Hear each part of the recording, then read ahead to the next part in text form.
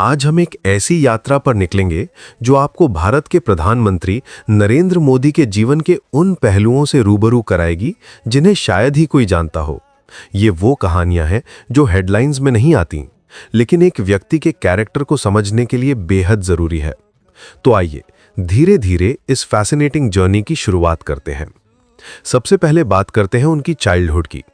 वडनगर के उस छोटे से रेलवे स्टेशन पर जहां 8 साल का नरेंद्र अपने पिता की स्टॉल पर काम करता था, कौन सोच सकता था कि यही बच्चा एक दिन देश का प्रधानमंत्री बनेगा।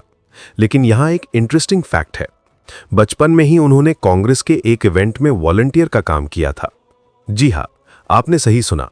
रसिक भाई देव के नेतृत्व में हो रहे इस कांग्रेस इवेंट में छोटे नरेंद्र ने बैजेस बेचने और फंड्स कलेक्ट करने का काम किया था। शुरू में देव साहब को लगा कि इतना छोटा बच्चा क्या कर सकता है, लेकिन नरेंद्र ने उन्हें कन्विंस कर लिया था। ये बात दिखाती है कि लीडरशिप क्वालिटीज उनमें बचपन से ही थीं। एक और बात जो बहुत कम लोग जानते हैं वो ये कि 17 साल की उम्र में उन्होंने घर छोड़ दिया था। 2 साल तक वो पूरे भारत में घूमते रहे, अलग अलग कल्चर्स को समझते रहे। जब वो वापस आए तो वो एक कंप्लीटली चेंज्ड पर्सन थे। उनके अंदर एक क्लियर विजन था कि उन्हें अपनी जिंदगी में क्या करना है। ये जर्नी उन्हें स्वामी विवेकानंद के टीचिंग्स के और भी करीब ले गई। आज भी वो विवेकानंद की फिलॉसफी को फॉलो करते हैं। अब बात करते हैं उनकी पर्सनल हैबिट्स की, जो वाकई में एक्स्ट्रॉर्डिनरी हैं। क्या आप जानते हैं कि वो पिछले 55 इयर्स से फास्टिंग करते आ रहे हैं? हाँ, ये कोई रीसेंट ट्रेंड नहीं है। चतुर्मास के दौरान वो 24 आवर्स में सिर्फ एक बार खाना खाते हैं। नवरात्रि के दौरान तो उनकी फास्टिंग और भी स्ट्रिक्ट होती है। कभी सिर्फ गर्म पानी, कभी दिन भर में सिर्फ एक तरह का फल।